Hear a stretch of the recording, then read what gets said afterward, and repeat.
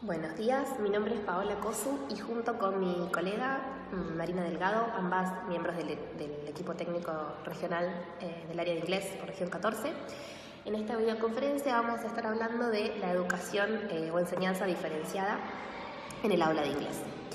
En las aulas de inglés, como en cualquier otro escenario, encontramos agrupamientos de personas con variada diversidad. Atender a esta diversidad en el aula implica ciertas acciones, ya sea institucionales o por parte de los y las docentes, para responder a las necesidades de nuestros y nuestras estudiantes. Una de esas posibles acciones es precisamente la enseñanza diferenciada. Hoy en día sabemos muchas cosas acerca de cómo aprenden nuestros y nuestras estudiantes. Sabemos que deben encontrarle sentido a lo que les enseñamos y que en ese proceso de encontrarle sentido a lo que les enseñamos hay diferentes factores que cumplen un rol. Por ejemplo, el conocimiento previo acerca del tema, sus concepciones, propias concepciones acerca de lo que significa aprender, sus modos de conocer, sus perfiles de aprendizaje, sus intereses. También sabemos que la enseñanza es más exitosa cuando el contenido está organizado, cuando tenemos objetivos claros y cuando la evaluación es significativa y es variada. Entonces es primordial que tengamos muy en claro, a dónde queremos que nuestros alumnos y alumnas lleguen luego de una secuencia didáctica, pero para eso es muy importante que ofrezcamos variadas propuestas de enseñanza.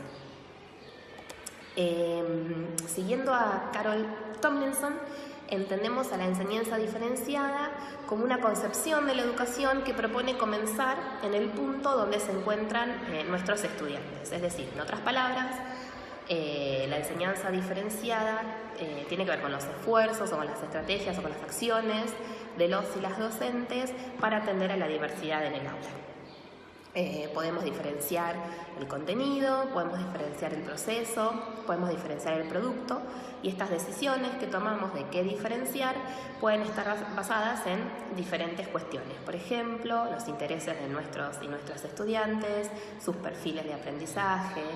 En el caso de nuestra área, que es inglés, también podemos tener en cuenta su nivel de competencia en la lengua otra o en la segunda lengua, que en este caso es inglés.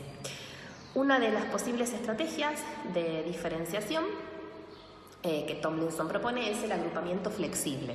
Por ejemplo, algunos y algunas estudiantes con intereses comunes pueden trabajar en un cierto proyecto, ¿sí?, sobre un tópico de su interés.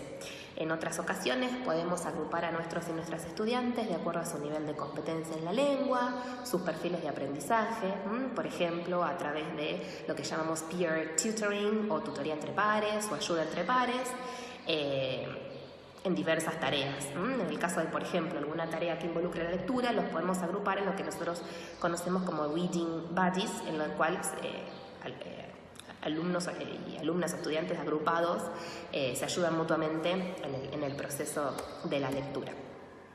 Como dijimos anteriormente, podemos diferenciar a través del contenido, del proceso o del producto. Cuando hablamos de diferenciación de contenido, estamos haciendo referencia a lo que nuestros y nuestras estudiantes van a aprender y también los recursos utilizados para la enseñanza de ese tema. A modo de ejemplo, los y las estudiantes pueden leer textos de un mismo tema con diferente dificultad lingüística, por ejemplo. Podemos darles material suplementario variado, podemos elegir incluir o no listas de palabras que aparecen en la lectura, que los pueden ayudar en la lectura. Podemos decidir incluir preguntas guías o no. La manera de presentar el contenido también puede variar, pudiendo, por ejemplo, elegir presentar un tema o un contenido de manera multimodal o más visual, haciendo uso de los variados recursos tecnológicos con los que contamos hoy en día. Podemos también elegir presentar un contenido a través de instrucciones grabadas para que nuestros alumnos y alumnas puedan verlos en sus casas. Cuando hablamos de diferenciación de proceso o a través del proceso, básicamente hacemos referencia a las tareas que llevamos a cabo en el aula de inglés, a cómo se desarrollan esas experiencias de aprendizaje. Por ejemplo, volviendo al tema de tareas que involucran la lectura, después de haber leído un texto, algunos y algunas estudiantes pueden escribir un resumen del mismo, otros y otras pueden llenar algún organizador gráfico, graphic organizer, con palabras claves. Podemos usar, por ejemplo, el conocido diagrama de Venn. Y cuando hablamos de diferenciación de producto, hacemos referencia a cómo los y las estudiantes demuestran y aplican lo que han aprendido.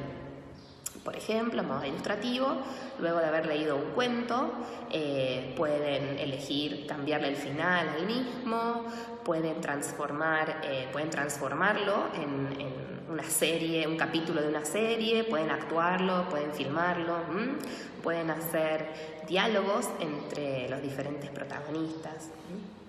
Bueno, para concluir esta parte y luego darle la palabra a mi colega Marina, que va a estar hablando de evaluación, es importante tener en claro que en la enseñanza diferenciada los y las estudiantes caminan diferentes caminos hacia el aprendizaje, es decir, el docente planifica múltiples caminos hacia el aprendizaje que tengan en cuenta las necesidades de nuestros y nuestras estudiantes.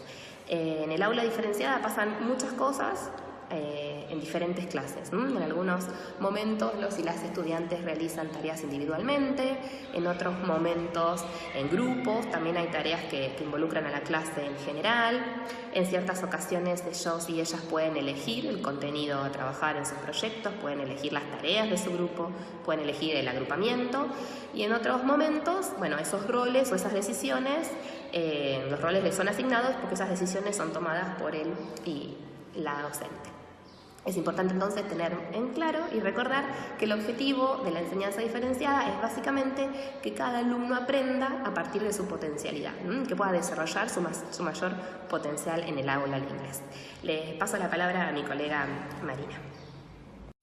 Reflexionando sobre nuestro rol de acompañar a los docentes en su formación continua, pienso en algunas preguntas que pueden surgir, no para que las respuestas sean consideradas como afirmaciones en el tiempo, sino preguntas que permitan crear mejores situaciones de enseñanza. Entonces, la pregunta que surge en un primer lugar es ¿cuáles son los irrenunciables hoy en la clase de inglés? Si pensamos en un docente de inglés, en su recorrido en el tiempo, podemos ver a alguien que viene acompañado siempre de recursos, tales como audios, videos, imágenes. Hoy por hoy, el docente de inglés debe sumar además la utilización de las nuevas tecnologías con un sentido pedagógico y con el objetivo de que el alumno se desarrolle como usuario crítico de las mismas y como productor de su propio conocimiento. Si hablamos del acercamiento a otras culturas, la clase de inglés es el ámbito que nos permite esa conexión, ese nexo, para que el estudiante pueda ampliar su conocimiento del mundo y así desarrollar competencias interculturales. Entonces, en ese marco, ¿cómo pensamos las propuestas de enseñanza para garantizar cada vez mejores aprendizajes? Una respuesta posible es partir de las ideas, de los intereses de los alumnos, pero sin dejar de lado nuestro propósito, que es que los alumnos puedan ser usuarios competentes de la lengua, que puedan hablar, leer y escribir sobre distintos temas. La evaluación es otro gran interrogante y surgen también muchas ideas. Más allá de tener en cuenta distintos instrumentos a la hora de pensar la evaluación, ¿seguimos o siguen los docentes estableciendo una relación casi paralela con la prueba escrita? ¿Evaluamos para que los alumnos acrediten sus saberes? ¿Evaluamos para revisar nuestras propuestas de enseñanza? Estos interrogantes se relacionan directamente con lo expuesto por mi colega en lo que se refiere a diferenciación en el aula de inglés. Entonces, también surge otra pregunta aquí. ¿Brindamos a nuestros alumnos diversas posibilidades para que puedan demostrar lo que aprendieron? ¿Generamos espacios para que puedan pensar por qué aprendieron lo que aprendieron y cómo lo aprendieron?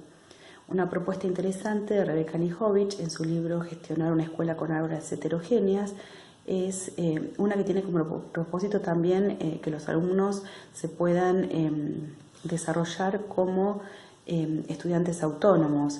Y esta propuesta es, por ejemplo, que puedan presentar sus producciones a través de la realización de un póster, de un afiche, de un cómic, que puedan utilizar recursos como organizadores gráficos, páginas electrónicas, que puedan pensarse también como o en diferentes roles, tales como directores de una ONG, que puedan a partir de esto resolver un problema. De este modo, relacionando la teoría y la práctica, reflexionando a partir de lo que ocurre en las aulas y en las aulas de capacitación, buscamos diferentes caminos para garantizar el derecho de los estudiantes a recibir propuestas educativas de calidad que le permitan, como dice el Marco General de Política Curricular, elegir entre muchos futuros posibles aquel que deseen.